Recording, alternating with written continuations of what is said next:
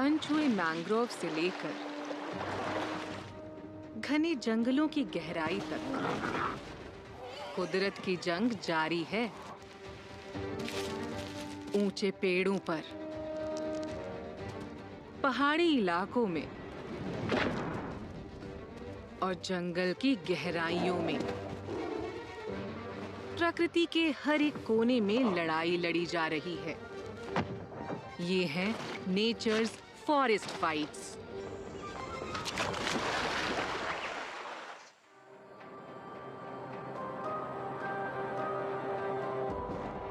जंगली जीवों की जिंदगी बेहद मुश्किल होती है।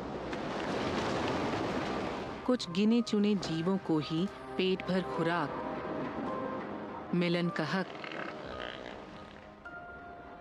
और रहने के लिए सुरक्षित जगह मिल पाती है। ऐसे मुश्किल हालात में विरोधियों से मुकाबला करने के लिए ये जंगली जीव अपने वजूद की लड़ाई लड़ते हैं।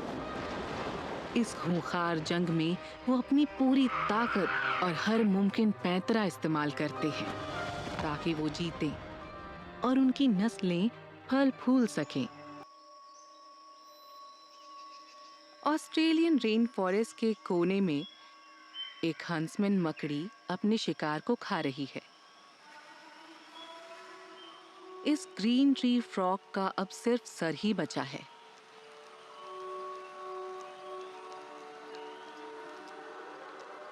हंसमैन मकड़ियां कमाल की शिकारी होती हैं। अपने से भी बड़े जानवरों को काबू में कर लेती हैं।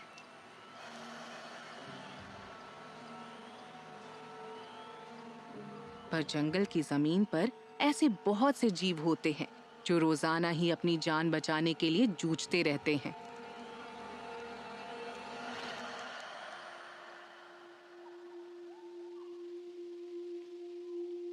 कुछ ने अपने बचाव की कमाल की तरकीब विकसित की है। एक पेपरमिंट स्टिक इंसेक्ट एक पेंडेनस लीफ जैसा ही नजर आ रहा है। हंसमैन पहले भी बचाव की ऐसी कोशिशें देख चुकी है, तो ये पीछे से चुपके से आती है। पर स्टिक इंसेक्ट के पास भी कई केमिकल हथियार हैं।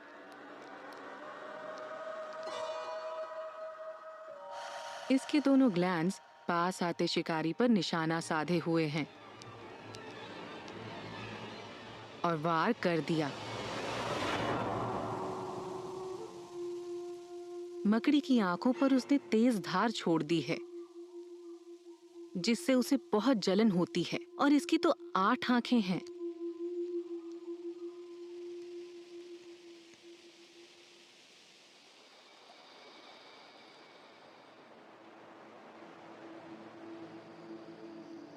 मैंग्रोव्स ज्वार भाटे वाली कमाल की जगह हैं, जो मड स्किपर की अनूठी बनावट के लिए बिल्कुल अनुकूल हैं।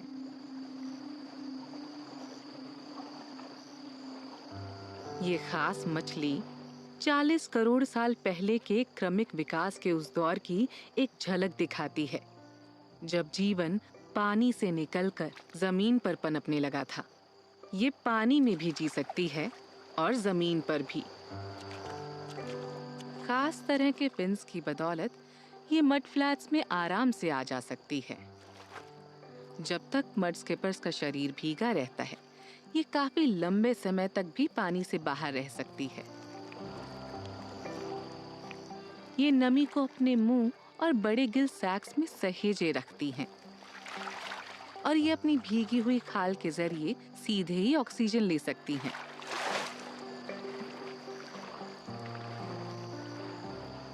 ज्वार बढ़ने के दौरान मड स्किपर्स उथले और गुनगुने पानी में घूमती रहती हैं।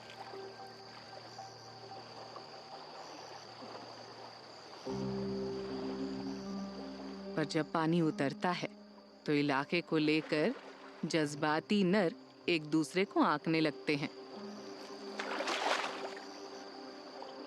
ज्वार उतरने पर ये व्यस्त हो जाते हैं। इनका बिल यू आकार का होता है, जिनमें कुछ की गहराई 1 मीटर से भी ज्यादा होती है। इन्हें पक्का करना होता है कि ये खुला रहे, पानी और तलछट के लगातार आते रहने के बावजूद।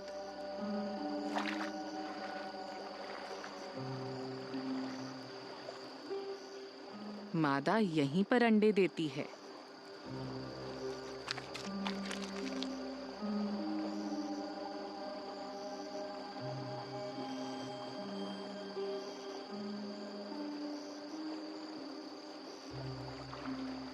सबसे बड़ी चुनौती होती है घुसपैठियों को दूर रखना। कुछ मड स्किपर्स अपने आशियानों की निशानदेही के लिए उनके इर्द गिर्द दीवारें बना लेते हैं।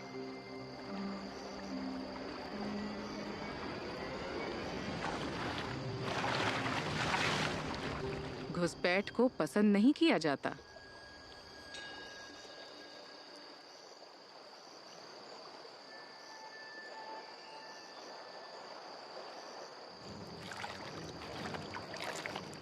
पर अगर कोई घुसपैठिया जाने से इनकार करता है तो गुस्सा आना लाजमी है। ये मछलियां सकर्स की तरह अपना मुंह खोलकर सामने वाले को पकड़ने की कोशिश करती हैं।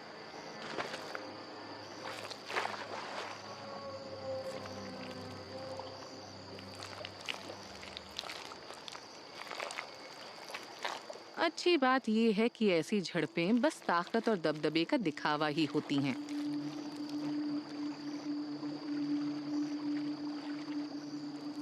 जीतने वाला ये नर चुनौती देने वाले को दुम दबाकर भागते देख रहा है। मुकाबला खत्म हुआ और इसका इलाका अब फिर सुरक्षित है।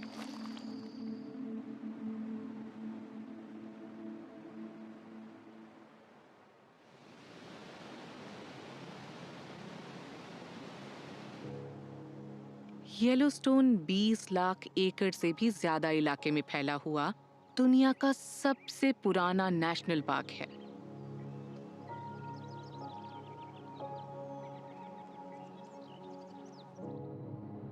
ये इलाका 5 लाख साल से भी पहले हुए एक विशाल ज्वालामुखी के विस्फोट में बना था।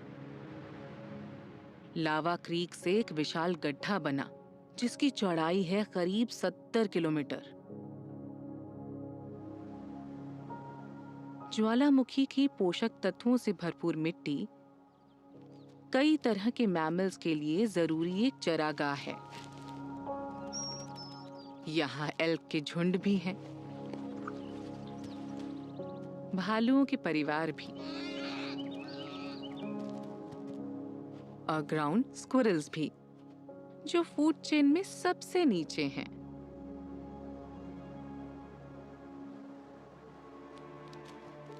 एक मादा लोमड़ी जंगली फूलों के बीच इनका शिकार करती है।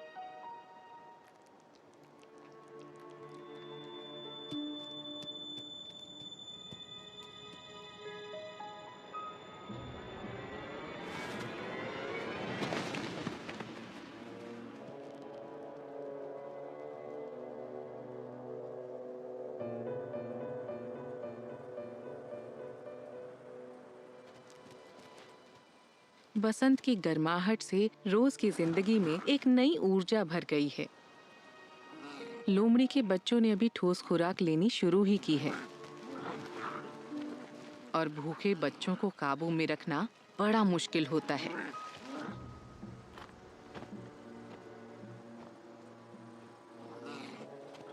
बच्चे खेल रहे हैं और माँ आसपास के इलाके पर लगातार नजर रखती है। आसपास कई शिकारी हैं, तो जरा सा ध्यान चूका नहीं कि उसके बच्चों की जान आफत में पड़ सकती है।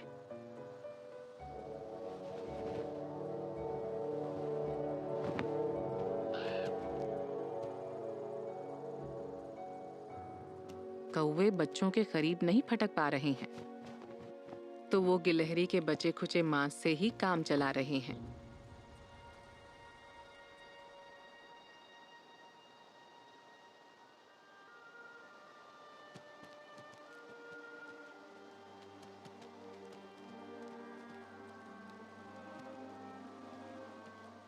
पिता काफी समय बाद घर लौटा है।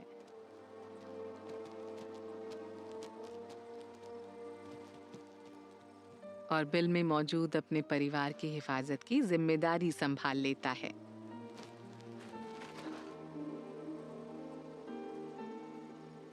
पर जल्द ही हवा में उसे एक अजीब सी गंध आती है। एक बैजर पास ही है।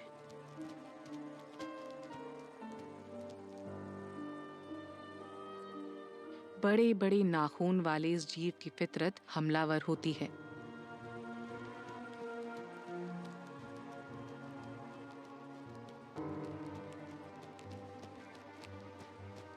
मांद की तरफ आते बैजर का सामना निगरानी कर रहे पिता से होता है।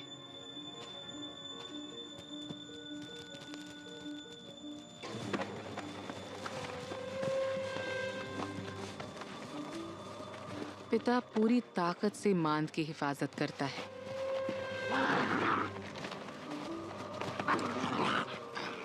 पर हमलावर पिछली तरफ से घुस जाता है।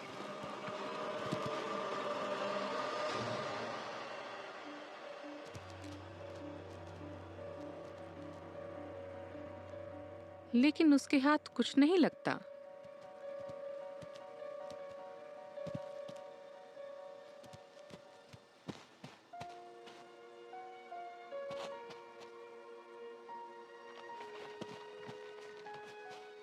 खुशकिस्मती से बच्चे अपनी माँ की कड़ी निगरानी में बाहर खेल रहे हैं।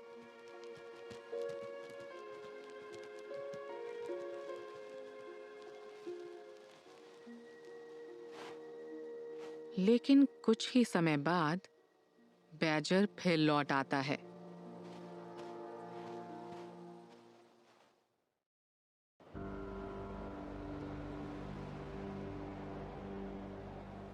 चीन के पहाड़ी जंगलों में ऊंचाइयों पर पेड़ में एक बहुत ही अजीब जीव रहता है।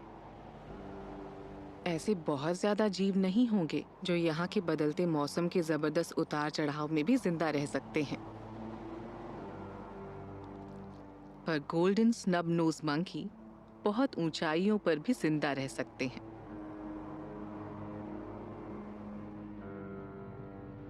इनका आशियाना दक्षिण पश्चिमी चीन के एक छोटे से इलाके में है। समुद्र की सतह से जिसकी ऊंचाई 1.5 से 3,000 मीटर है। सर्दियों में इस पूरे इलाके में रोज बर्फ गिरती है, जिससे यहाँ का तापमान बहुत ज्यादा गिर जाता है।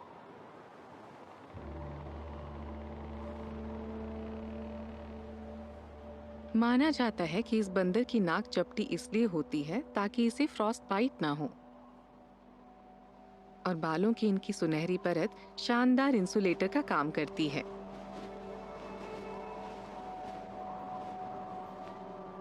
फलों और पत्तियों के न रहने पर खुराक की कमी को पूरा करने के लिए इन बंदरों को लाइकन, मॉस और पेड़ों की छाल से अपना पेट भरना पड़ता है।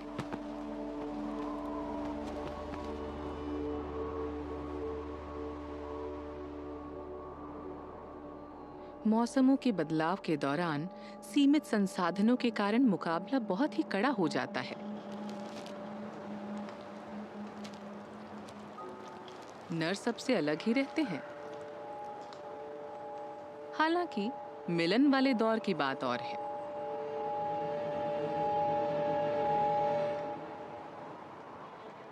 इधर जंगल की जमीन पर एक लड़ाई चल रही है।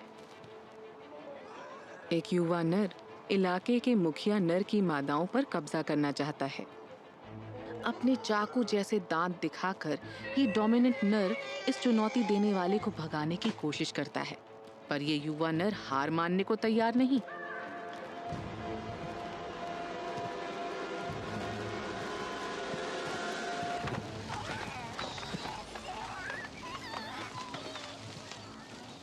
झुंड में घबराहट का माहौल है, क्योंकि इनका नेतृत्व खतरे में नजर आ रहा है।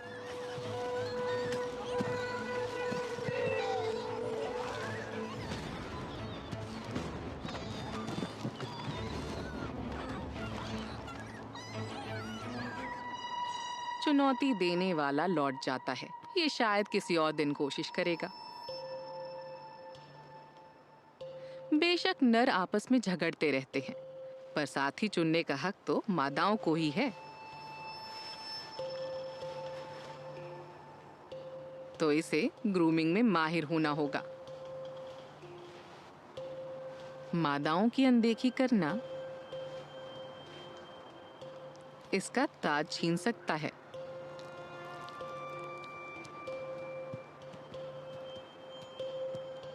मादाएं अपने अल्फा नर के प्रति कितनी ही वफादारी दिखाएं, इनमें से कुछ चुपचाप दूसरे नरों के साथ रिश्ते बना लेती हैं।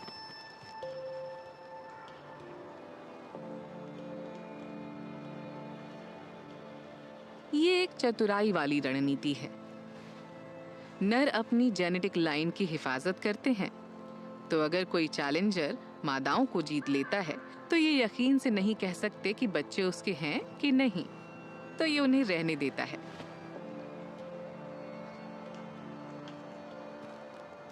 और इस तरह प्यार करने की इस आजादी के कारण दक्षिण पश्चिमी चाइना के इस पहाड़ी बैटल ग्राउंड में शांति बनी रहती है।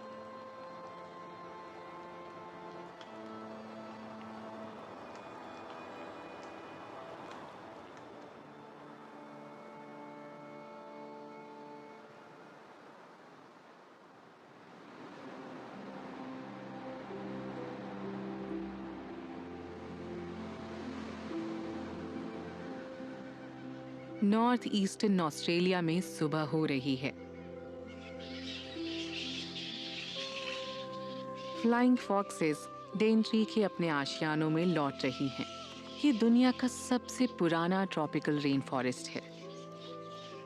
डेनट्री की उम्र करीब 18 करोड़ साल है और ये जंगल एकदम अलग पनपा है।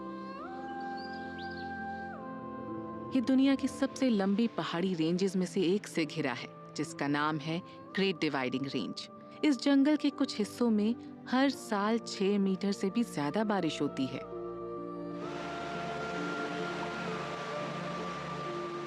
इस बारिश की वजह से यहाँ पेड़, पौधों और पक्षियों की कमाल की विविधता नजर आती है।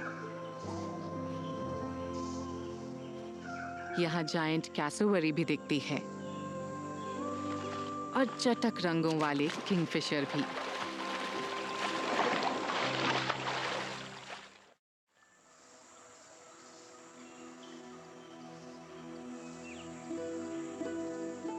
और यहीं रहता है एक आशिक परिंदा,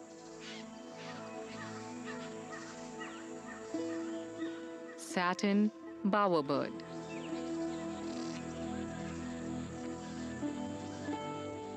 नर मादाओं से एकदम अलग दिखता है। इसकी पीठ चमकदार नीली होती है और बैंगनी रंग की आंखें, और ये अपनी मोहक आंखों से ऊपर डाल पर बैठी मादा को रिझाने की कोशिश कर रहा है। इसे पता है मादा को नीला रंग बहुत भाता है, क्योंकि वो जंगल में मिलता नहीं।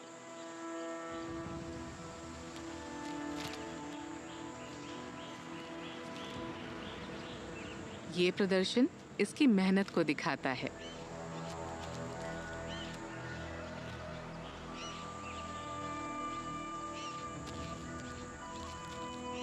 इसने नीली स्ट्रॉज और कटलरी, बॉटल के ढक्कनों और प्लास्टिक रिंग्स से ये सजावट की है, जो इसके तिनकों से बनाए बावर तक जाती है। और ये इसी पर अपना शानदार प्रदर्शन देगा।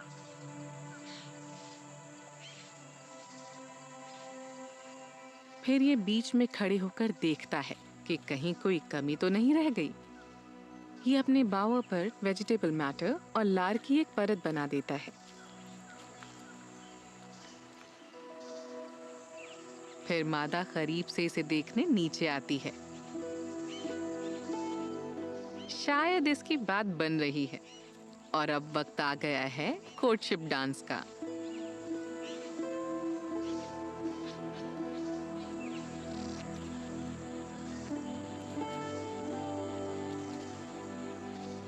पर वर्षावन में हर काम प्लान के मुताबिक नहीं होता।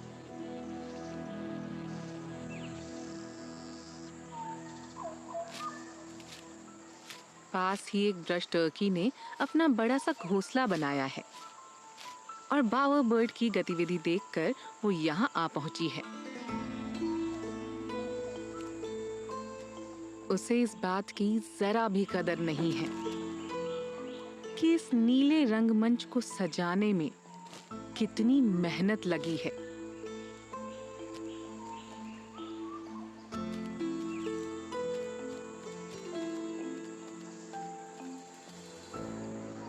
लेकिन यहाँ तो इससे भी बड़ी समस्याएं मौजूद हैं।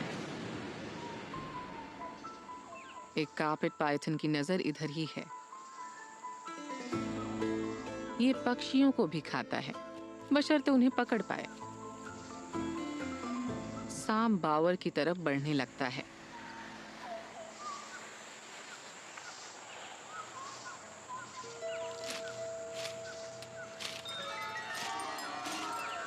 कार्पेट पाइथन घात लगाने वाला शिकारी है, पर यहाँ चुपके से शिकार तक पहुंचने की कोई गुंजाइश नहीं।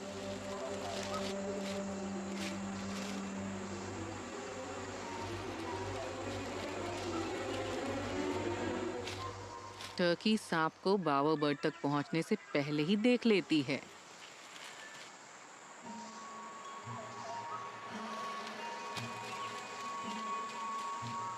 ये हंगामा शुरू कर देती है और पत्तियों को सांप की तरफ उड़ाने लगती है।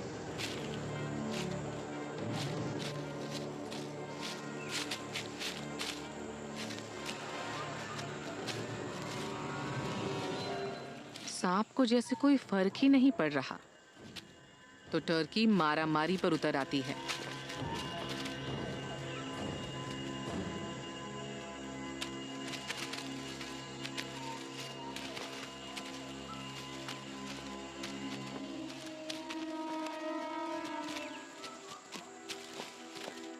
अब हालात सांप के बर्दाश्त के बाहर हो जाते हैं और वो दूसरी दिशा में चला जाता है।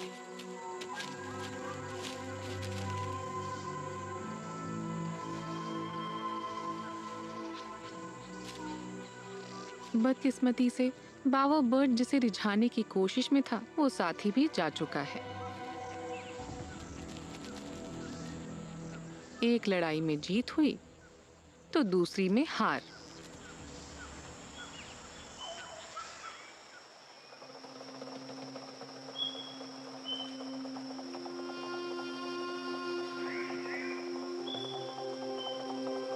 पूरे रेन फॉरेस्ट में हर कहीं ऐसी ही लड़ाइयां चलती रहती हैं।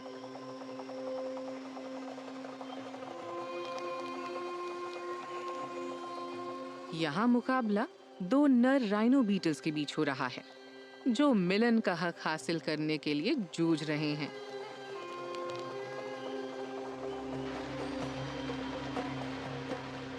प्लैटिपस बिना रीढ़ वाले छोटे जानवरों को खाता है और पेड़ों में ऊंचाई पर ग्रीन एंट्स एक घोंसला बनाने के लिए कुदरत से जूझती नजर आती हैं।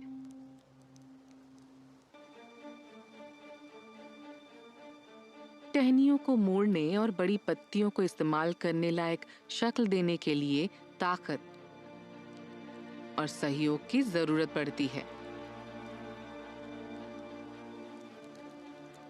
घोंसला बनाने की जगह चुनने के बाद वर्कर चींटियां एक दूसरे पर चढ़ के एक चेन बनाती हैं और इस तरह पत्तों के बीच का फासला तय करती हैं। ये अपने मैंडिबल्स को स्टेपल्स की तरह इस्तेमाल करके धीरे धीरे पत्तियों को एक साथ जोड़ देती हैं। वर्कर एंट्स की एक लाइन पत्तियों को पकड़ती है और दूसरी चींटियां उन्हें जोड़ देती हैं।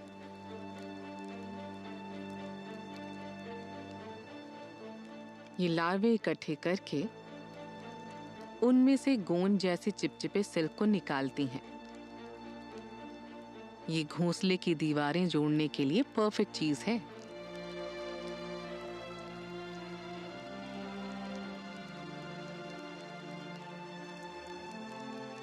ढांचा बनकर पूरा हुआ। अब इस छोटे से ट्री हाउस पर बारिश का कोई असर नहीं पड़ेगा और ये बखूबी छिपा हुआ भी है। बच्चों की परवरिश के लिए एकदम सही।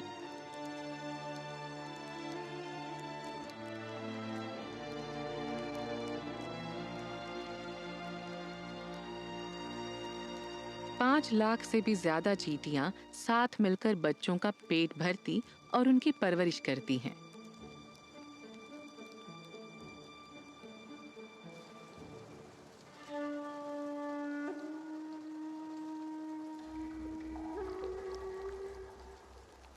अगर शिकार पर हावी होने की बात हो, तब भी ग्रीन एंट्स का जवाब नहीं।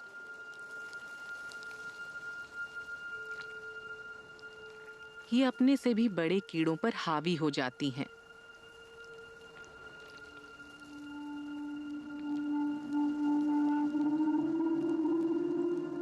ज्यादातर कीड़े ग्रीन एंट से दूर रहना ही बेहतर समझते हैं।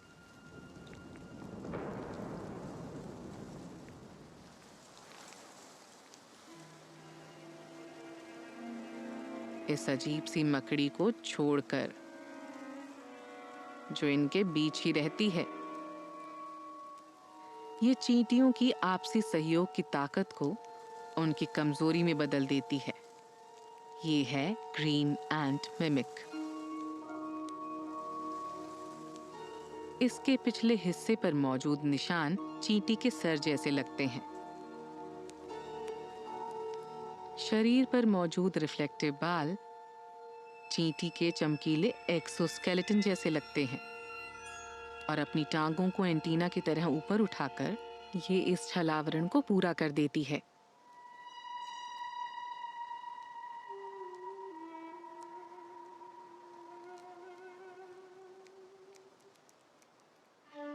इसे बड़ी ही सफाई से ये काम अंजाम देना होता है।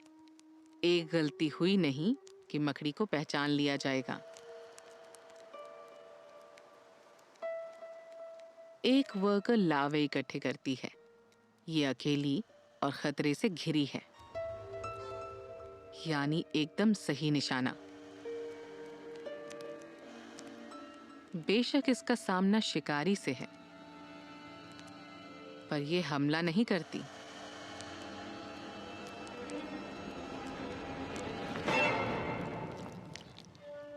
रेन फॉरेस्ट के बैटलफील्ड में भेस बदलना एक दमदार हथियार होता है।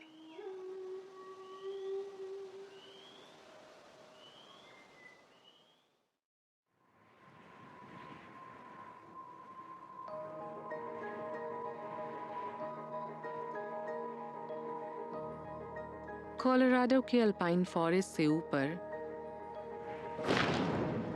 आपस में सर टकराने की आवाजें पहाड़ों में गूंजती रहती हैं। ये रटिंग सीजन यानी मिलन का मौसम है। मादाएं मिलन के लिए तैयार हैं और नर भी आक्रामक और अपने इलाके के प्रति सजग हो गए हैं। लेकिन मिलन से पहले नरों को अपनी ताकत और दबदबे का इजहार करना होगा।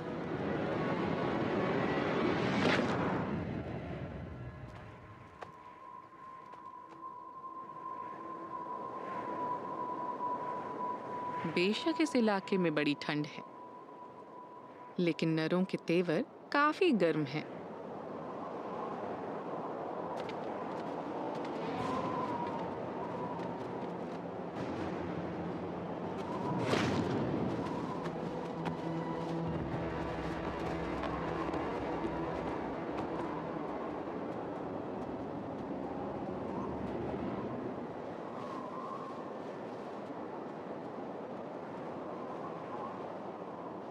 अगर कुदरत ने इन्हें ये जबरदस्त सर न दिए होते तो ये भेड़ें इस मुठभेड़ को न झेल पाती। उम्र के साथ साथ केराटिन से बने इनके ये सींग और बड़े होते जाते हैं और मुड़ जाते हैं। इनमें हवा मौजूद होती है और ये टक्कर के दौरान मुड़कर इसके प्रभाव को झेल जाते हैं। इससे इनका ब्रेन अपनी जगह से नहीं हिलता और किसी बड़ी चोट की आशंका भी नहीं रहती।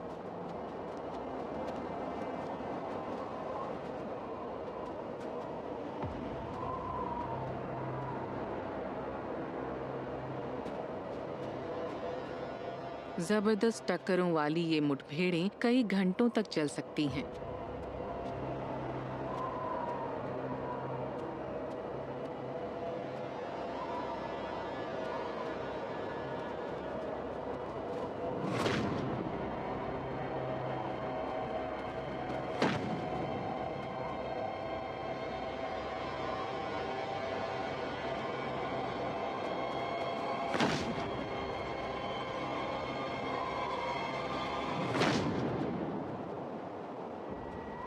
और दोनों में से किसी एक के हार मानने पर ही खत्म होती हैं। पर इस मुकाबले में जीतने वाले नर को अभी आधी जीत ही नसीब हुई है।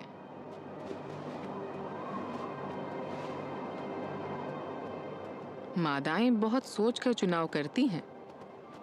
इस बर्फीले बैटल ग्राउंड में सिर्फ ताकत के बल पर ही सब कुछ नहीं जीता जा सकता।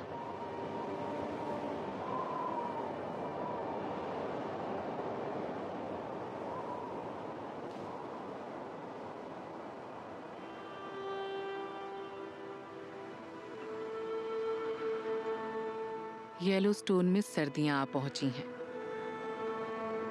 इस बर्फीले इलाके में खुराक ढूंढ पाना एक चुनौती बन गया है। एल्क बर्फ के नीचे मौजूद लाइकन और फंगी तक पहुंचने के लिए उसे खुरचते हैं, और एक गोल्डन ईगल एक मर चुके जीव की दावत उड़ा रहा है।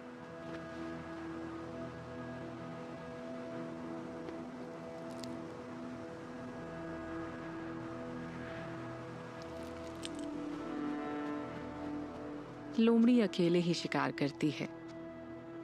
इसके बच्चे बच नहीं पाए।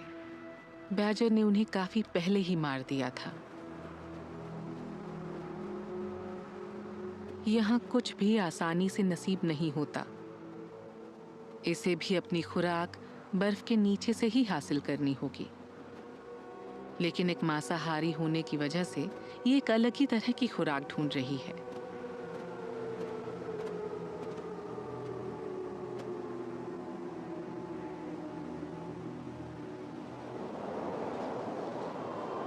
जब नॉर्दर्न हेमिस्फेयर बर्फ की मोटी चादर में ढका होता है, तो छोटे मैमल जमीन के नीचे एक नई दुनिया, एक सबनेवियन जोन में जीते हैं। इस खुली उथली परत को कायम रखते हैं पेड़ पौधे और बर्फ। जमीन सबनेवियन जोन को गर्म रखती है और ये जगह 0 डिग्री टेम्परेचर के बावजूद ठंडी हवा से बची रहती है। ये रहने लायक तो है, पर पूरी तरह सुरक्षित नहीं। हर गतिविधि से आवाज पैदा होती है, और लोमड़ी के कान उसी तरफ हैं। दोनों कानों को अलग अलग घुमाकर ये इसकी एकदम सही पोजीशन जानने की कोशिश करती है।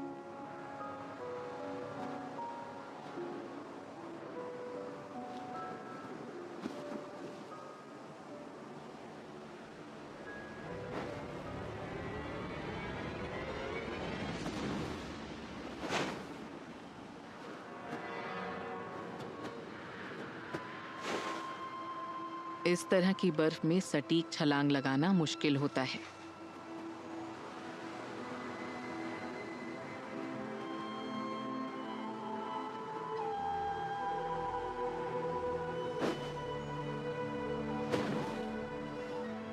ऐसी कोशिश में कामयाबी की दर 20% से भी कम होती है। पर यह खेल है धीरज का, तो जो दिखता है हमेशा वैसा ही नहीं होता।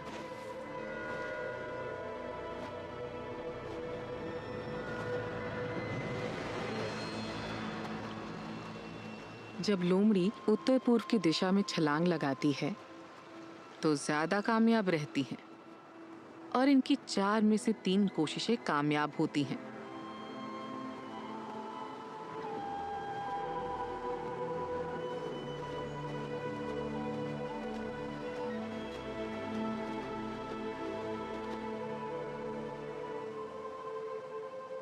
माना जाता है कि ये अपनी आंखों में मौजूद खास प्रोटीन की वजह से पृथ्वी के मैग्नेटिक फील्ड का पता लगा सकती हैं। ये शिकार की आवाज और मैग्नेटिक फील्ड के ढाल के बीच का हिसाब लगाती हैं, जिससे इन्हें शिकार की जगह का बेहतर अंदाजा हो जाता है।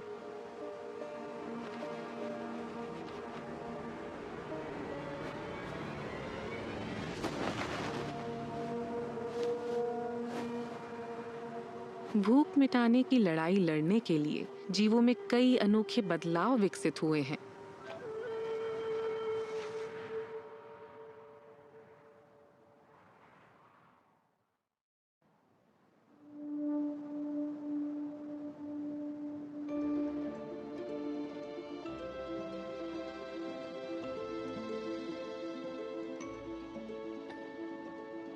ऑस्ट्रेलिया के अनूठे वातावरण और जियोलॉजी ने लंबी दूरियां तय करने के अनोखे तरीके निकाले हैं।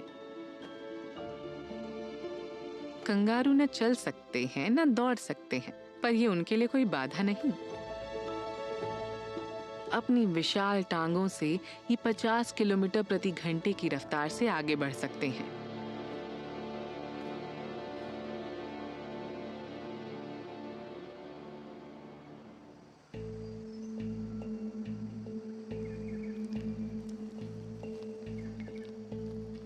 लेकिन नर कंगारुओं के लिए टांगें हथियार भी हैं। अल्फा नरों को सबसे ऊपर बने रहने के लिए तगड़ी लड़ाइयां झेलनी पड़ती हैं, क्योंकि सबसे अच्छे को ही मिलन करने का हक होता है। अपनी मां के पाउच से निकलते ही नर बच्चा मुकाबले करने लगता है। ये स्पारिंग की अपनी तकनीक निखारने लगते हैं और इनकी मां इनके लिए बनी रहती हैं पंचिंग बैग। पर जब बच्चा ताकतवर होने लगता है तो उसे अपने साइज के पार्टनर के साथ प्रैक्टिस करनी होती है। लड़ाई की शुरुआत चेहरे पर थप्पड़ मारने से होती है। मकसद होता है सामने वाले नर को गर्दन से पकड़कर नीचे पटक देना। पर इस उम्र में इनके पास कोई खास तकनीक नहीं होती।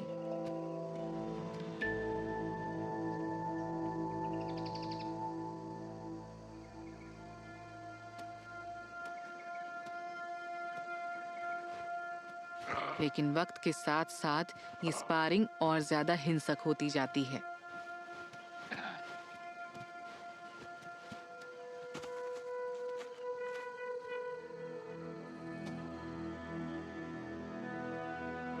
इस झुंड का अल्फा जवान है। कई बरस की स्पारिंग की वजह से इसकी मसल सख्त हो चुकी हैं।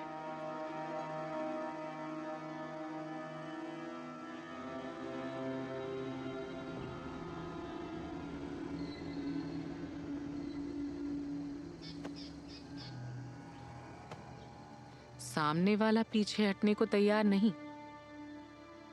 बिना लड़े इसे मादाओं से मिलन का मौका नहीं मिलने वाला। दांव बड़े हैं।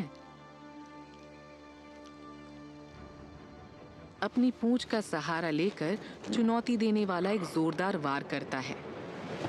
पेट की मोटी खाल के कारण तीखे नाखूनों से चोट नहीं लगती। अंदरूनी चोटों से मौत हो सकती है।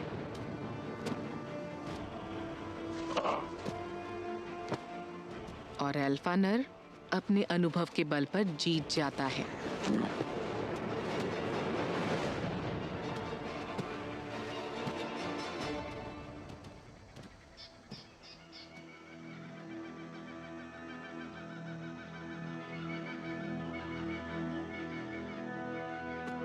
चुनौती देने वाला पीछे हट जाता है। ये और तजुर्बा हासिल करके किसी और दिन अपनी किस्मत आजमाएगा।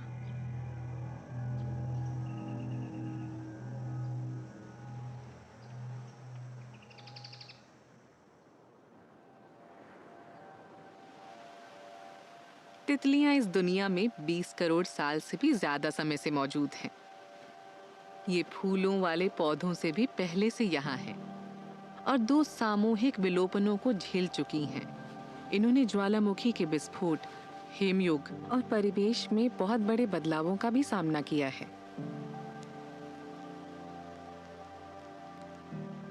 अपने नाजुक शरीर के बावजूद ये जिंदा रहती हैं।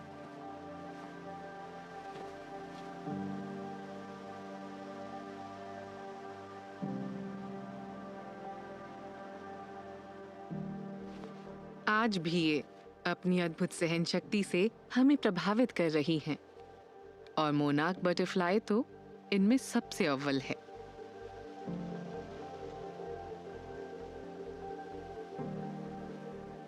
हर साल ये लंबे दो तरफा माइग्रेशन पर रवाना होती हैं। नॉर्थ अमेरिका में गर्मियों के दौरान अपनी ब्रीडिंग के बाद ये दक्षिण की ओर 4000 किलोमीटर के सफर पर रवाना होती हैं। मेक्सिको के कॉनिफर फॉरेस्ट के अपने सर्दियों के हाइबरनेशन ग्राउंड्स की ओर, और बसंत आने पर ये पक्षियों की तरह फिर उत्तर की तरफ रवाना होती हैं।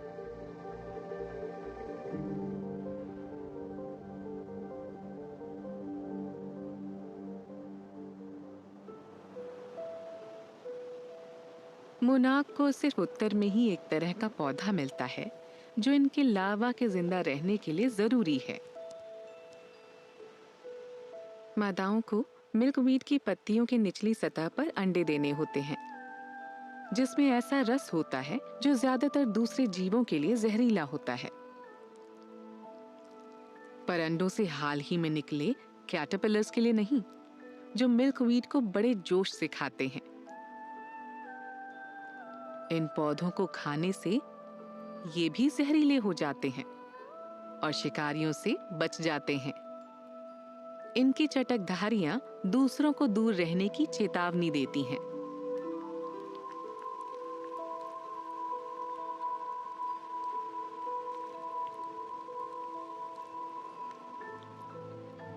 दो हफ्ते तक खूब खाने के बाद इनका कमाल का रूप परिवर्तन होने लगता है। ये हरा और सुनहरा ककून बनाते हैं और 3 हफ्ते बाद ये क्रिसलिस से बाहर निकल आते हैं।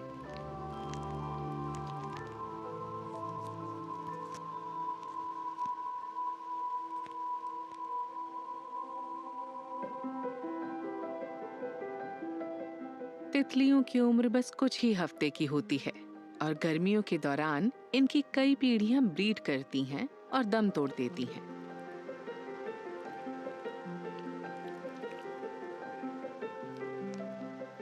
सीजन की आखिरी पीढ़ी के अलावा जो 8 महीने तक जी सकती है,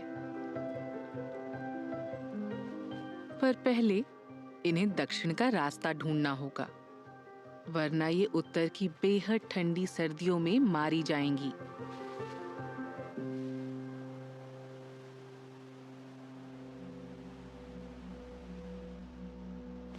सूरज को एक कंपास की तरह इस्तेमाल करते हुए ये मेक्सिको का मुश्किल सफर शुरू करती हैं। ज्यादातर वहां तक नहीं पहुंच पाएंगी। पहले प्रेरीज में खूब जंगली फूल उगा करते थे, पर अब उनकी जगह ले ली है मोनोकल्चर क्रॉप्स और शहरों ने। केमिकल स्प्रेस का भरपूर इस्तेमाल होता है।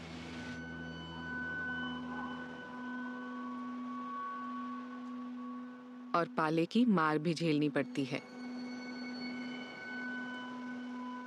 और इन्हें बिना खाने या पानी वाले इलाकों को भी पार करना पड़ता है।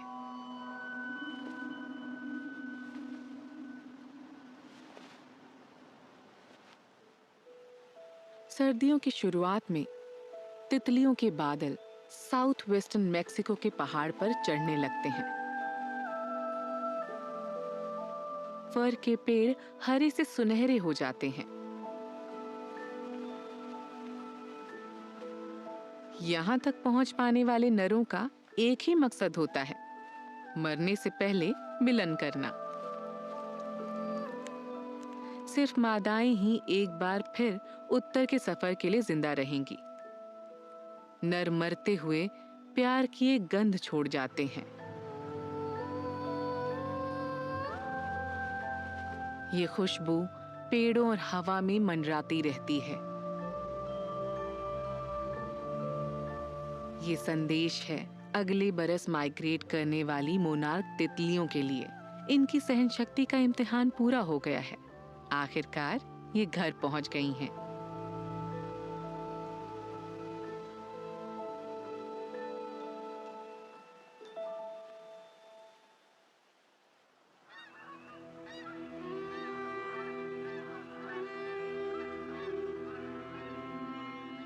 मैदानी इलाकों से पहाड़ी चोटियों तक जंगल पृथ्वी की सतह के 1/3 से भी कम हिस्से पर मौजूद हैं।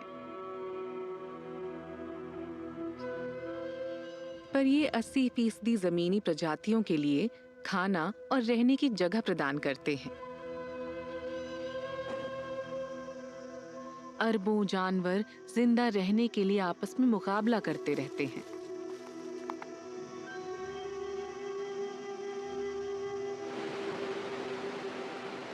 वाइल्ड बैटल ग्राउंड्स के फलने फूलने के लिए एक प्रजाति को उथल-पुथल के बीच संतुलन कायम रखना होता है।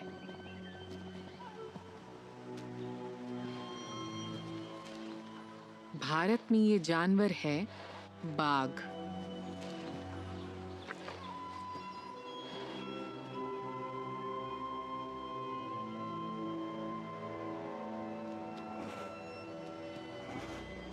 ये जानवर पृथ्वी पर 10 लाख साल से भी ज्यादा से मौजूद है और विकास की प्रक्रिया के जरिए ये एक चरम शिकारी बन गया है।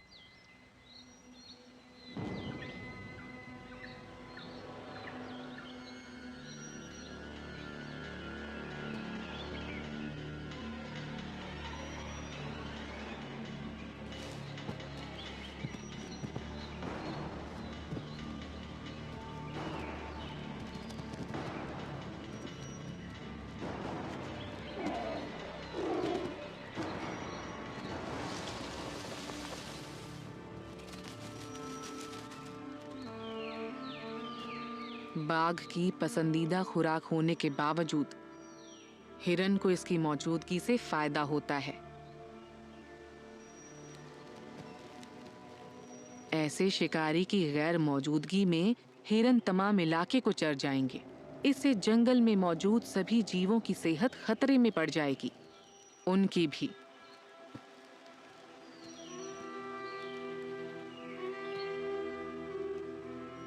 जंगल इसके कई जीवों की रोज होने वाली लड़ाइयों पर निर्भर करता है, चाहे वो छोटे हों